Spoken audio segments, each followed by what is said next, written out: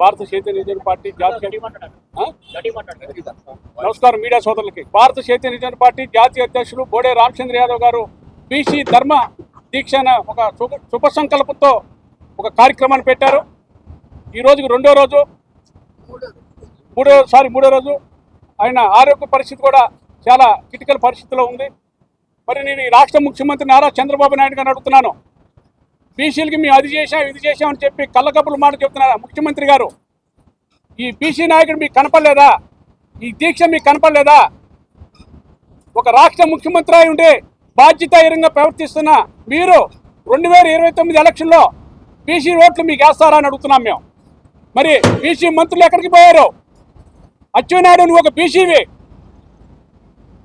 ఈ బీసీ బాధ నీకు తెలియదా? అంటే ఏసీ రూమ్లో కూర్చొని ఈరోజు కోట్లాది రూపాయలు రాష్ట్ర ప్రభుత్వం కొల్లగొడతా ఉంటే ఒక నాయకుడు వచ్చి మిమ్మల్ని అడుగుతూ ఉంటే మీకు నిద్రపడతలా. కనీసం ఒక కానిస్టేబుల్ లేదు, పక్కనే డిఎస్పీ ఆఫీస్ ఉంది, ఎవరైనా కానిస్టేబుల్ వచ్చారా? ఆయన చచ్చిపోతే రాష్ట్రం వల్లకాడవుతుంది. నేను చెప్తున్నాను ఒక యాదవ్ సంఘం రాష్ట్ర అధ్యక్షులుగా. 26 జిల్లాల్లో యాదవ్ సంఘాలు కూడా తల రాబోతా ఉన్నాయి. మీరు అడ్డుకొని దమ్ము తండ్రి మీరు అడ్డుకొని సవాల్ చేస్తున్నాను మీకు.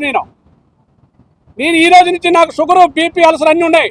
ఈ నిమిషం నుంచి నేను కూడా ఆమె నిరాశిస్తూ కూర్చోంటాను రామచంద్ర కాళ్ళ దగ్గర. ఒక బీసీ నాయకుడు వస్తే మీకు తడిసిపోతా ఉంది ప్రభుత్వానికి. ఇంత దరిద్రంగా పరిపాలన దేనికండి నాకు అర్థం కాదు. బీసీలోనే అంత చులకనండి. ఇవాళ మా ఓట్లతో మీరు గెద్దనెక్కారు రాష్ట్ర ముఖ్యమంత్రి చంద్రబాబు నాయుడు గారు. మరి పవన్ కళ్యాణ్ గారు ఏం చేస్తా ఉన్నారు? మీరు ఈ రాష్ట్రానికి డిప్యూటీ సీఎం కదా పవన్ కళ్యాణ్. అంటే మీరు మాటలు తప్ప చేతలు లేవా? ఒక్కసారి రామచంద్రరావు గారు చూడండి, కనీసం ప్రభుత్వం డాక్టర్ పంపించారా? బాధ్యత లేదా మీకు? ఒక బీసీలకు అండగా ఉన్న వ్యక్తిని ఈ రకంగా మీరు కుమిలి చేస్తా ఉన్నారు. ముఖ్యంగా నేను చెప్తా ఉన్నాను, ఇప్పుడు కానీ స్పందించి ఆయన పెట్టిన 4-5 ఉన్నాయి అవన్నీ నెరవేర్చవలసిందిగా మేము డిమాండ్ చేస్తా ఉన్నాం. Thank you.